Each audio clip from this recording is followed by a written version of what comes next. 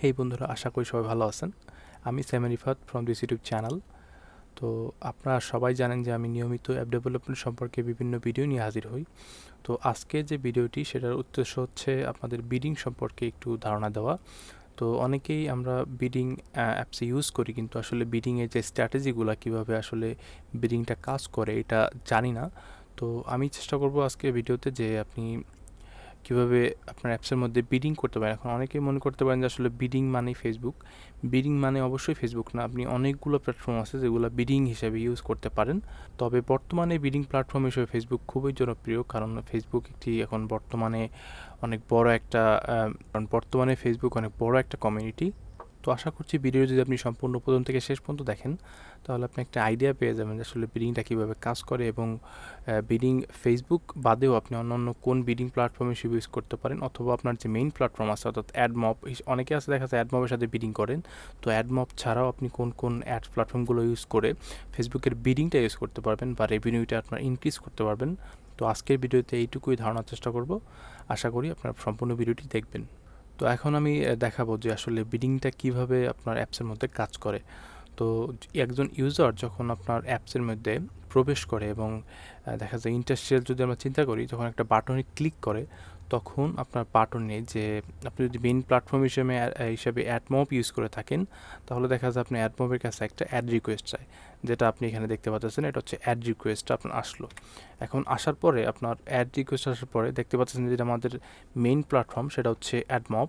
দেখতে পাচ্ছেন মেইন প্ল্যাটফর্মে আমি যদি ফেসবুকের সাথে বিডিং ইউজ করি, তাহলে কি হবে, আপনার যখন ইউজার একটা অ্যাড রিকোয়েস্ট আপনার অ্যাপসের মধ্যে থেকে আসবে অ্যাডমবের কাছে, তখন দুইটা অ্যাড লোড হবে, অর্থাৎ অ্যাডমবের একটা অ্যাড লোড হবে এবং বিডিংয়ের একটা অর্থাৎ বিডিং যদি আপনি ফেসবুকের সাথে ইউজ করেন বা আপনি অন্য যে কোনো অ্যাড নেটওয়ার্ক ইউজ করেন, সেক্ষেত্রে বিডিংয়ের একটা অ্যাড লোড হবে। তো একটা লোড হওয়ার পর তখন যে মেডিয়েশন আছে, অর্থাৎ মেডিয়েশন হচ্ছে একটা ব্যালেন্স সিস্টেমের মতো। তো আপনার মেডিয়েশন কি করবে, তখন আপনার দুইটা অ্যাডের ইসিপিএমটা চেক করবে। তো দেখতেই পাচ্ছেন এটা হচ্ছে যখন একটা অ্যাড রিকোয়েস্ট অ্যাডমবের কাছে পাঠালো, তখন অ্যাডমবের যে অ্যাডটা লোড হয়েছে সেটার প্রাইসটা দেখেন আপনি, এটা হচ্ছে $80 পার 100K, অর্থাৎ এটা হচ্ছে $80 ইসিপিএম রেট অ্যাডমবের যে অ্যাডটা। এখন যদি আপনি এখানে একটু ফেসবুকে আসেন, তো এখানে দেখতে পাচ্ছেন ইসিপিএম রেট ফেসবুকের হচ্ছে $100।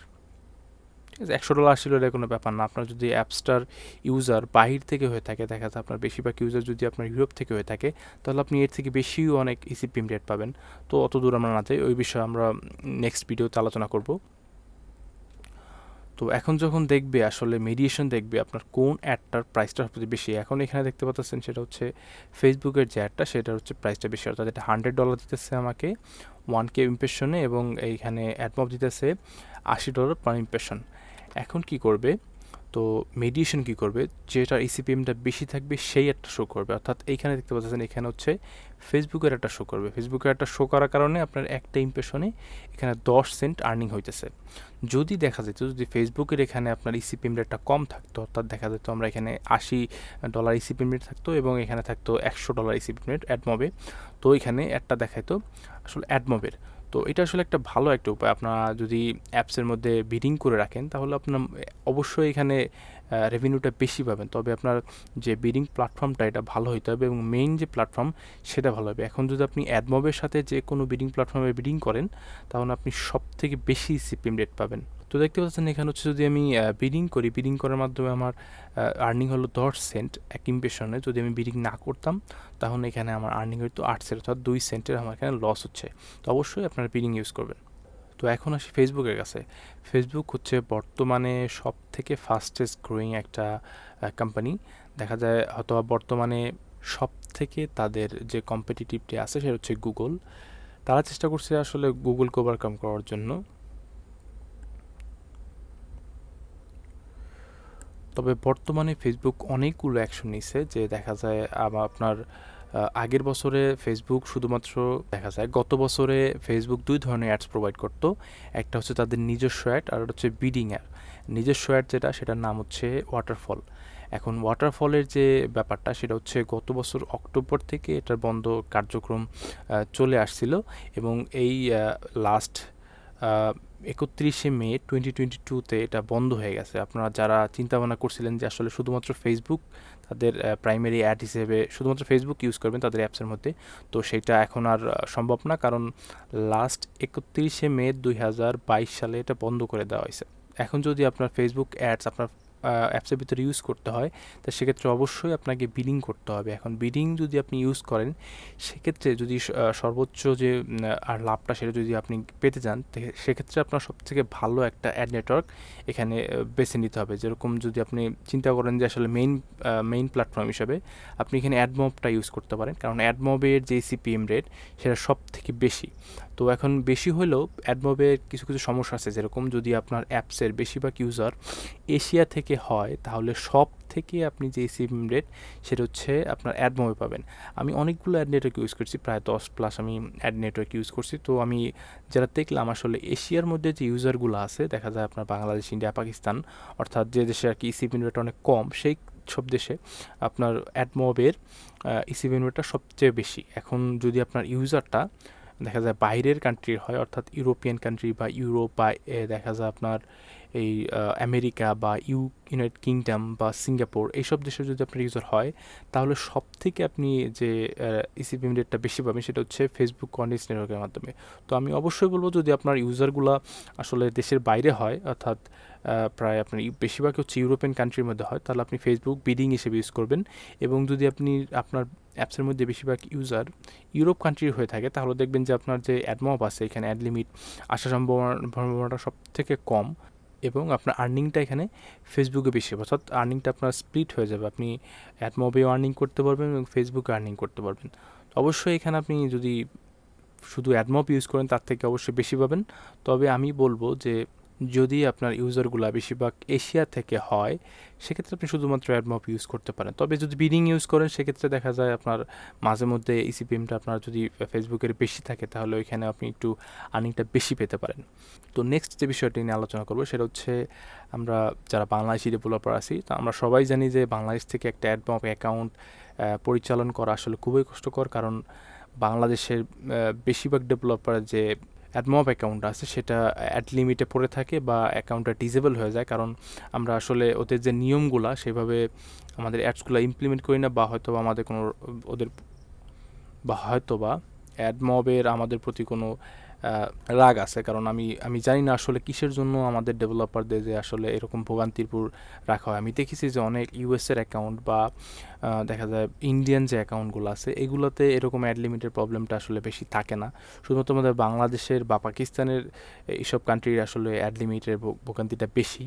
তো ভোগান্তি বেশি থাকলেও আসলে অনেক ধরনের ওয়ে আছে। আসলে আপনি যদি অ্যাডমব ইউজ করতে না চান, আপনি অনেকগুলো অ্যাড নেটওয়ার্ক আছে যেগুলো ইউজ করে আপনি এখানে রেভিনিউ জেনারেট করতে পারেন। তবে এই সিপিএমটা সবচেয়ে অ্যাডমবই পাবেন, তবে ওগুলো যে খারাপ এমন না। আমি ইউজ করি, আমি প্রায় লাস্ট 6 মান্থ ধরে আমি অন্য অনেকগুলো নেটওয়ার্ক ইউজ করছি। তো আমি এখন দেখানোর চেষ্টা করবো যে আপনার যদি অ্যাডমবে অ্যাড লিমিট থেকে থাকে, তাহলে আপনি কোন অ্যাড নেটওয়ার্কের মেইন অ্যাড নেটওয়ার্কের সাথে ফেসবুকের বিডিং করে আপনি এখানে ভালো রেভিনিউ আর্ন করতে পারেন।